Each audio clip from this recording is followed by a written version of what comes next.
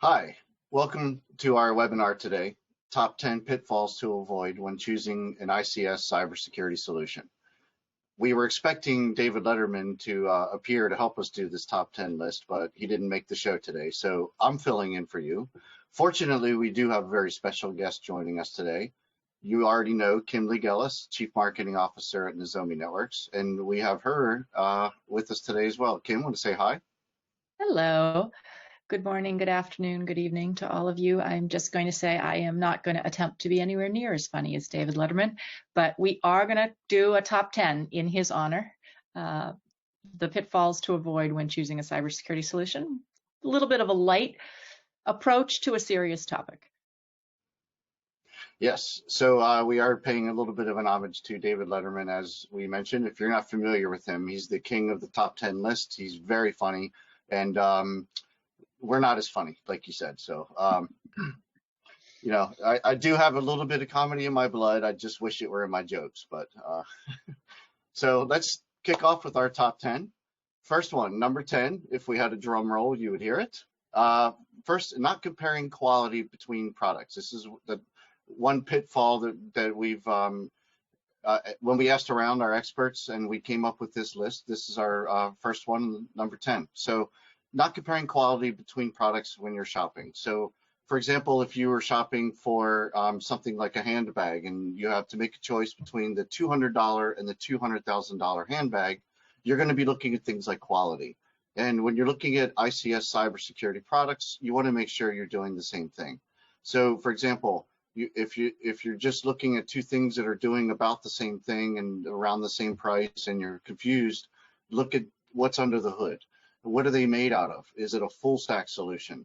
Is it written in a high level like macro language like Excel, or is it in some mid-level language, a little better than Excel, something like Perl, or is it a low-level language, something like C? That's important because C is 80 times more efficient than Perl in a lot of instances. So that means like lower footprint and less hardware, things like that. Also, the quality of the product, whether or not it's going to keep running, whether or not it's sustainable, and how easy the maintenance and management of that product is. So sometimes you can ask your vendor certain questions to find out the answers to whether or not you're going to fall into that pitfall. In this one, I would say first, ask your vendors what technologies are in your product. And next, do you have any kind of formal certification process you follow? For example, ISO 9001. Do you have anything else to validate that you have a set of processes you go through to track your quality? And also, do you support a variety of different platforms out there? High quality products do tend to work on more platforms because they have a lot less problems to fix along the way. So you want to make sure that the ICS cybersecurity product you're looking at does work with multiple platforms, especially the ones that you work with. So that's number 10. Number 9, Kim? Sure. I'll take number 9. So quality of the product is super important as well. And another, I think, dimension that is worth considering or sometimes is not considered is the maturity of a business. So, we're in a market space serving industrial cybersecurity where there's huge companies in it and there's small companies in it. And it's really important that you think about what is the stage that the company is in. How does that map to what your needs are? Is it, startups are known for being super responsive because they might only have one customer and it might be you. So you want to know if that's you, right? Are you the first customer or not? Or on the flip side, it might be a company, someone's been acquired, for example, and now they're part of a huge organization. And so understanding the degree to which that company is going to be able to be responsive to you, is going to be able to listen, has the resources and the focus is important. So thinking about, the value that you want delivered and where that company is in their maturity so that they can serve you. Sometimes just having lots of funding isn't necessarily an indicator of the maturity of the business, but ask hard questions. What kind of funding do they have? What stage do they consider themselves in? What are the resources that are available inside that organization that are dedicated to you, the customer? And as we'll get to in some of the other pitfalls, we're going to have a theme here, which is to validate, vet the answers that you get from your vendors. I'm in marketing. I like to say talk is cheap, right? So make sure you ask hard questions so you can really understand who the company is that you're working at. And in this case, what's the maturity level of their business? So that's number 9. Chris? Great points. Number 8 is putting tools before policies, procedures, or objectives. So there's a huge difference between tools that can do things for you versus the best tool for the job. So if my goal right now is to simply carry groceries and I need to go buy something for that, someone might sell me a grocery cart, they might sell me a station wagon, or they might sell me a pickup truck that allows me to carry groceries for horses and cows as well. It's really going to be the best tool for my job. And using that kind of logic when you approach the challenge of choosing the right product, you want to make sure that you get a tool set that accomplishes many things and is flexible and can address your needs the best. And start with your needs first. Don't think that I don't know enough about the space, let me just buy something and see what I can get out of it, because you don't always get what you expect and you don't get the best value from the product when you take that approach. So it's best to begin with your goals and your objectives and then make sure that the product can actually get you there. So some of the questions you can ask your vendors: does your product really solve my use case? This is what I need to accomplish. Do you really get me there? And can I live with that over the next few years? And can I report on it and query out of it and get access to the information that I'm going to need to accomplish that goal? And then what about the things I don't know about yet? What about the new standards that are coming in the future and the new risks and the new threat actors? As a security company, you're supposed to know about those. So will you take me into the future? Are you forward thinking enough to be able to adapt your product in order to address and mitigate those risks? So you need somebody who can address your needs today, but also can address your unforeseen needs in the future as well. So agility in the company is going to be very important, and the product being flexible enough to adapt to the future is going to be critical. And how much flexibility do you have to match the product to the processes within the business? Each business is its own entity. They all operate differently. The product needs to be flexible enough to adapt to how you do business and not the other way around. So you need something that's going to work with your current state of business. And I mentioned, Kim, when I was putting this slide together and I was thinking about tools, I actually went to Google and did a search and asked Google how to start a campfire without any tools. I got 20 million matches. So with that, I'll pass it off. But I'm not going to make any attempts at humor, I know, but I appreciate you trying. So number 7 in the pitfalls to avoid in choosing OT or IoT cybersecurity solution: missing the true value. And what do I mean by that, right? When you're thinking about making a purchase, it's really important to not underestimate value. You know, the benefits that you're going to get versus the cost that you're going to expend to do that, and thinking about that in a full and comprehensive way, right? So how is the product deployed? Where is it deployed? What is the footprint in your environment, for example? Operating industrial assets, deploying technology into those can be arduous. I tell a story about working for a company that was one of the pioneers in industrial cybersecurity 10 years ago, and we thought 2 guys, 2 weeks was an awesome, efficient value for deployment. Not so much now, right? Especially if you're doing 100 sites. So think about the total cost that it takes to evaluate, test, and deploy the technology that you're considering, thinking about that footprint. And then, I'm going to keep coming back to thinking about the company that you're working with. So price is a slippery thing, right? Large companies can give away products when it's just a piece of things. So think about, is this a transaction or a marriage? Is this a piece of, I'm sure you don't want to buy a piece of shelfware. No one wants a transaction that becomes a piece of shelfware that you don't use because it's either too costly to deploy, or the costs of operating it are too high, or it isn't delivering what you wanted. So think about, is it a transaction or a marriage? Certainly at Nozomi, we are obsessed with our customers, and we basically consider ourselves married to them. And that means we have a deep and trusting relationship, and an intimate relationship, frankly, with our thousands of customers. So think about the type of relationship that you want to invest in. And then ask, again, hard questions of your vendor. What kind of references do they have?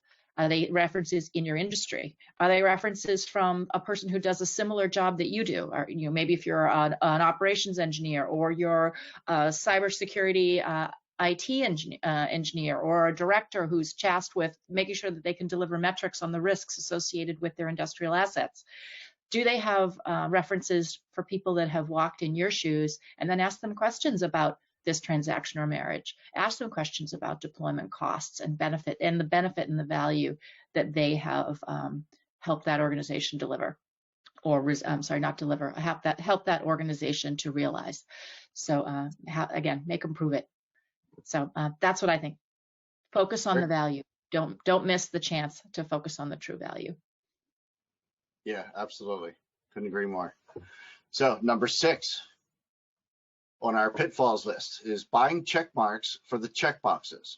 So basically what this means is, don't let the regulations set the bar for what you're going to buy, or the best practices, or the compliance mandates. Don't buy products towards checkboxes.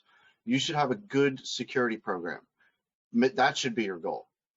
Then you become compliant to the regulations and the best practices as a side effect of having good security.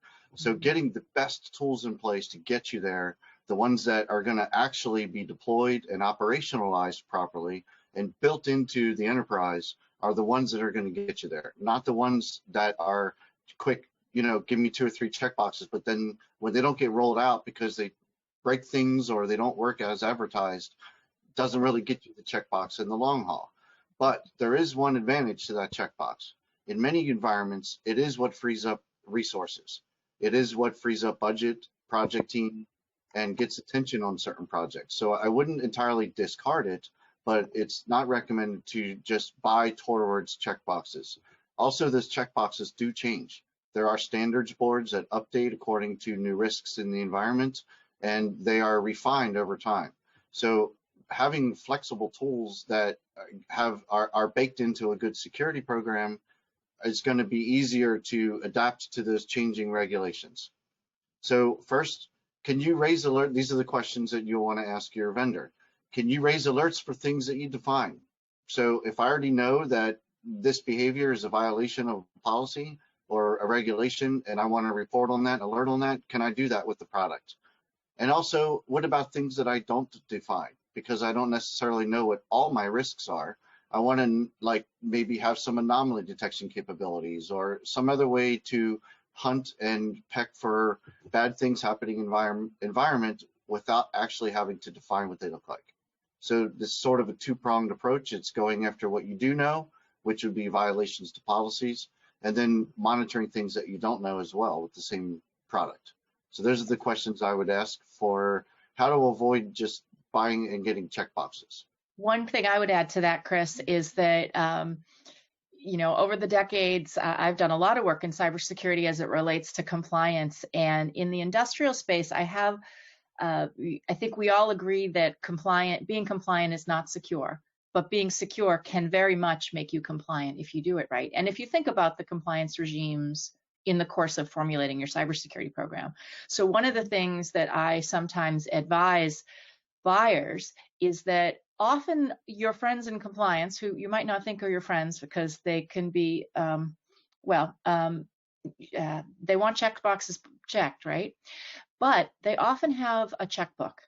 And if they have a checkbook, you can sometimes help them by building a security program that will check those boxes, and you can use their checkbook to help you pay for it. So I always say folks in compliance are your friends, and they can also sometimes be your funding. Yes, exactly. With that, you have number 5, Kim. So this Okay, is so really important topic to think about. Number 5, possible pitfall is not keeping enterprise integration in focus. And what do we mean by that? When you purchase any type of cybersecurity capability, it's not likely not your first one, right? If you're going to secure your IoT network or your OT network, you probably already have a pretty significant IT security program in place. And that program has people, processes, and technologies all already established.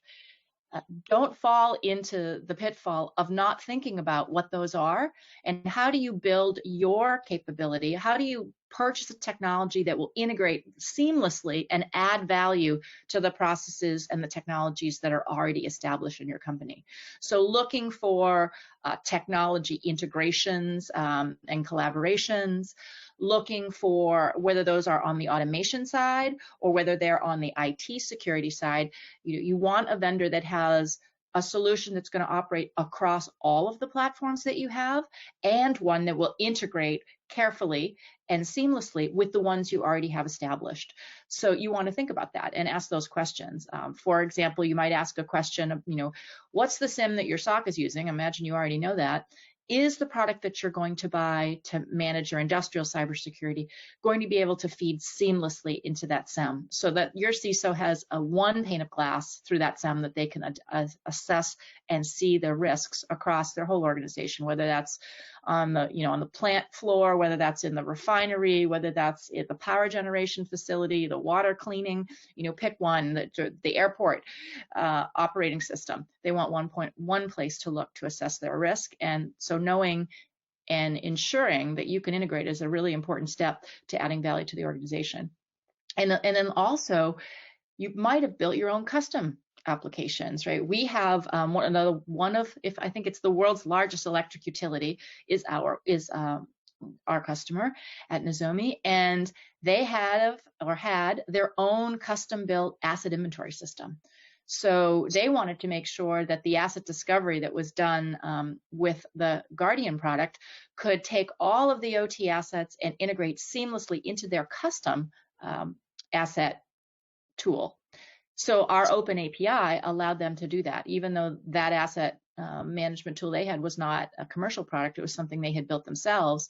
They could take all of the data from Guardian from their 500 hydroelectric plants and feed that straight in and have one view of every single system asset in their organization. And that was a really important value point for them.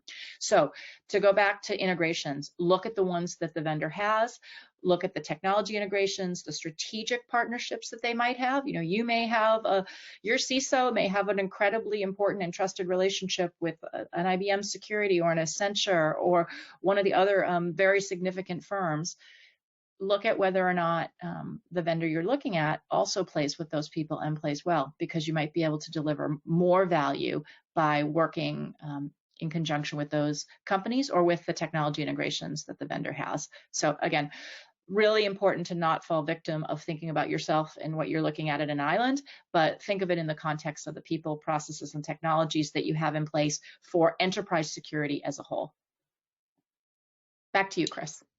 great. I might also add, I see a lot of ServiceNow integrations out there, and that's another great example of enterprise integration and keeping it all in focus, where you want to make sure that if that's what you use, you're probably eventually going to be integrating everything with it. If not, there's a lot of things that you can leverage in there that you may not know about yet as the usage expands within an enterprise. So if ServiceNow is part of the equation, getting linked up to that from a very early stage is crucial, I think. Right. The reason why that's so important too, and I didn't mention this, is that obviously identifying anomalies, right, is only part of solving the problem. You have to go and actually do something about those anomalies. And so the deeper and faster the integration is with whether it's your firewall or whether it's your ticketing system, like a ServiceNow, the faster your operators can mitigate risks that are identified in the cybersecurity monitoring tools that you put in place. Right. Totally. Yep. Great. Number 4 in our pitfalls list is underestimating the value of people. And so I think I'll just tell a quick joke for this one, just to highlight the slide here. So 4 engineers, and IT people are going to love this joke, I hope. 4 engineers get into a car, and the car just won't start. So the mechanical engineer, he says it's a broken starter. The electrical engineer, he says battery's dead. The chemical engineer, he says it's probably impurities in the gasoline. And what's the IT engineer say? Let's all get out and get back in again and try to start it. I think we're so used to like rebooting stuff. And the reason I like that joke for this slide is because it highlights that all engineers together, yet there's different perspectives on what the problem can be. We don't know which one is right, but probably not the IT guy in that case.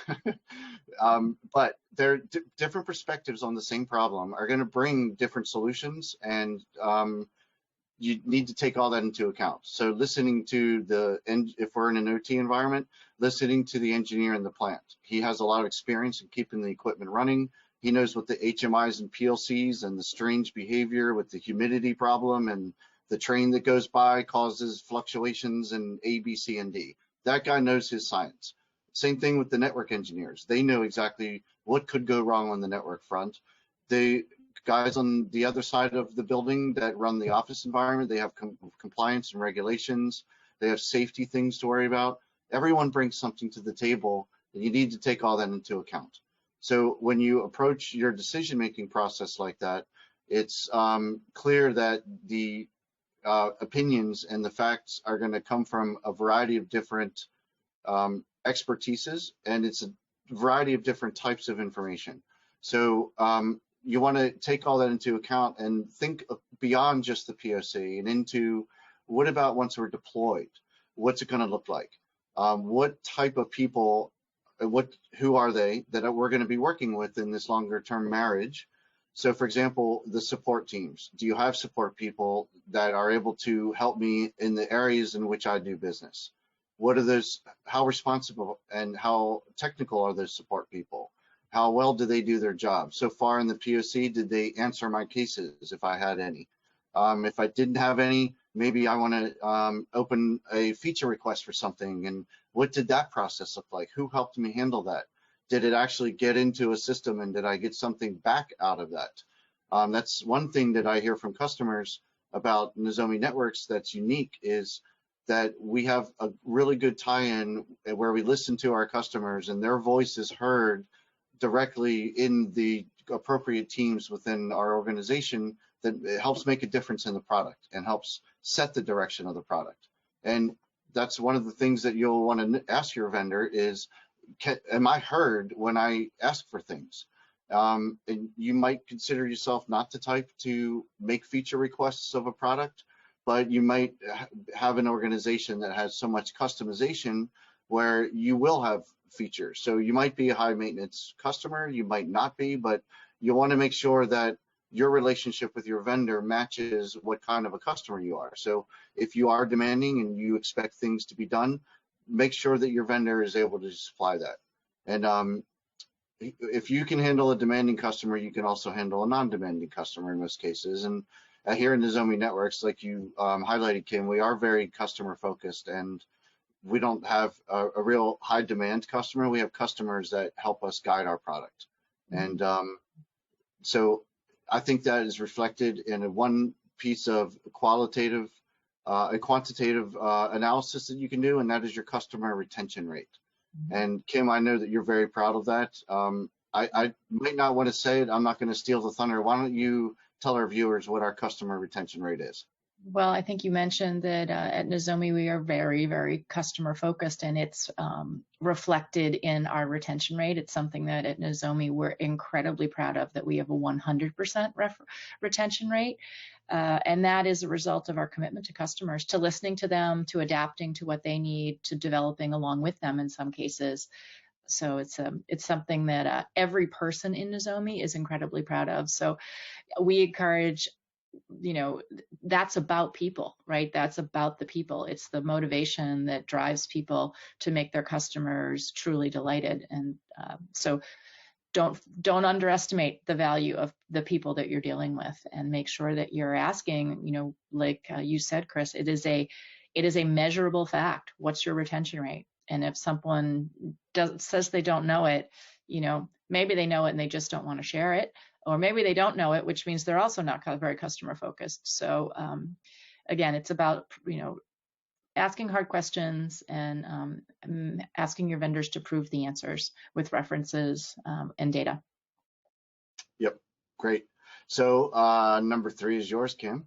Sure. So I think that, I just mentioned being a company that's incredibly customer focused.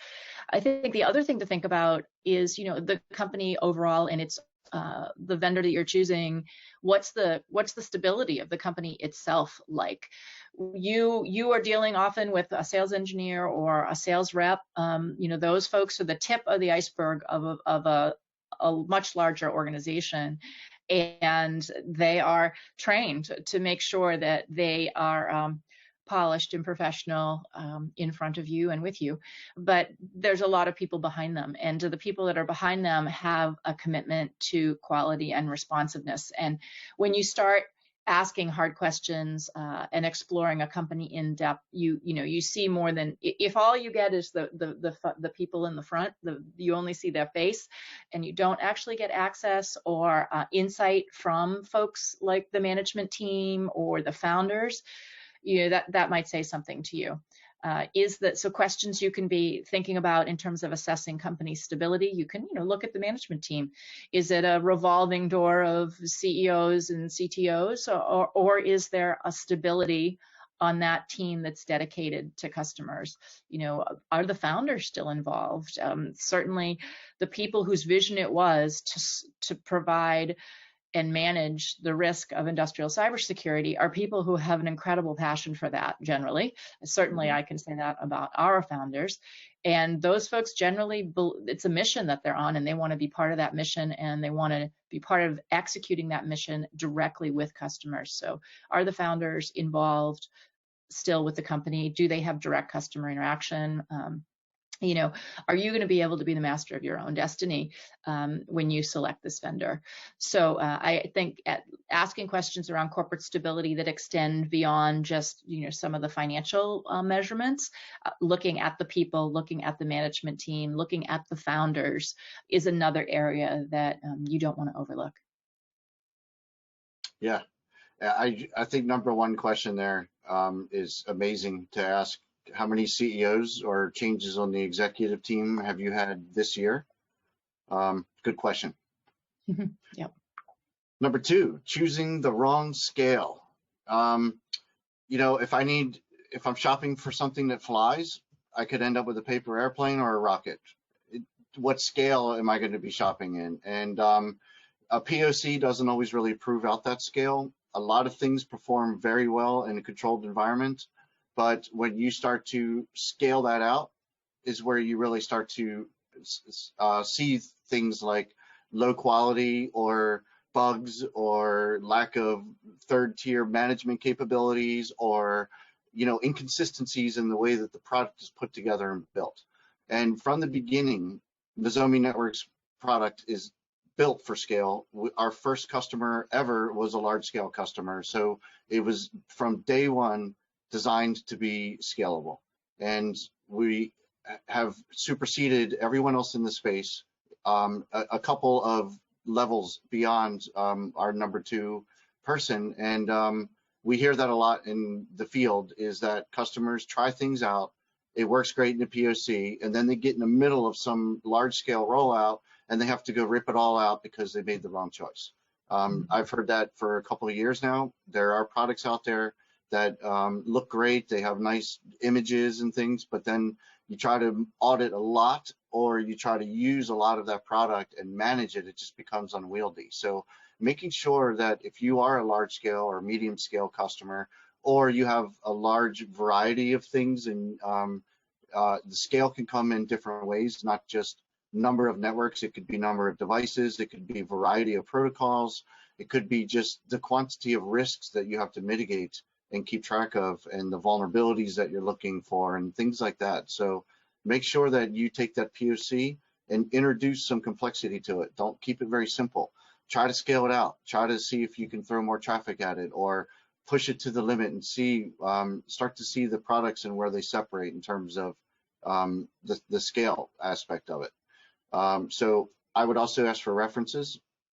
Just because you can't expose these problems in a POC doesn't mean that someone else can't share information with you. So I would ask for large scale customers. In fact, I would look at what my current requirements are today and ask my vendor for a reference at the next level up, so that when I grow there in 3 years or 5 years or whatever that number is, I know that they've already been there and that they've already blazed that trail, and I'm not blazing the trail. So ask your vendor for references for large scale deployments that are bigger than what you have. I think that's a really great way to expose some shortcomings in some of these products. I would add to that, Chris, too, I'm all about the data and facts, right? So when you're vetting vendors, you want to ask them for facts. And one of the facts or benchmarks that I would tell you that you could consider is, if you are considering a large scale deployment, you want to ask a vendor, how many actual installations do they have, and how many devices do they, is their technology being involved in monitoring? We would say that at Nozomi, the benchmark we would use is ask, can they support 10 million, right? So we have not our largest customer is doing more than 10 million devices that are being monitored, and anomaly detection being conducted on them. So ask that question. What's the benchmark? What's the high water mark of device management? Even if it isn't really relative to you, it's good to know that in the future, as you expand, you want a vendor that can expand with you. So a good point about checking references and asking fact-based questions. Great. And number one, if we had a drum roll. There's usually a drum roll that David Letterman does. And number one, pitfall to avoid: ignoring the advice of colleagues and experts, which seems obvious, but is really important. There is a huge community of industrial cybersecurity users. There are frameworks that have been established that take in and vet reviews of products. So I'll mention Gartner. Many of you know Gartner probably on the analyst side. They also have a program called Gartner Peer Reviews, where users of all sorts of technologies, and there is a category for OT cybersecurity, where they take reviews from actual users. They vet them to make sure that they really are users, and then they publish the scores and the comments from those reviews. So that's a great place to go and look for not only OT cybersecurity categories, but other types of products as well. If you don't know about that, it's a free service that they make available. It's free to give reviews for people, and it's free to read reviews. So we highly encourage people to go and read certainly the Peer Insight reviews of Nozomi. You get to hear in the words of users what they think about the technology and about the people and about the company. And it's a very valuable resource.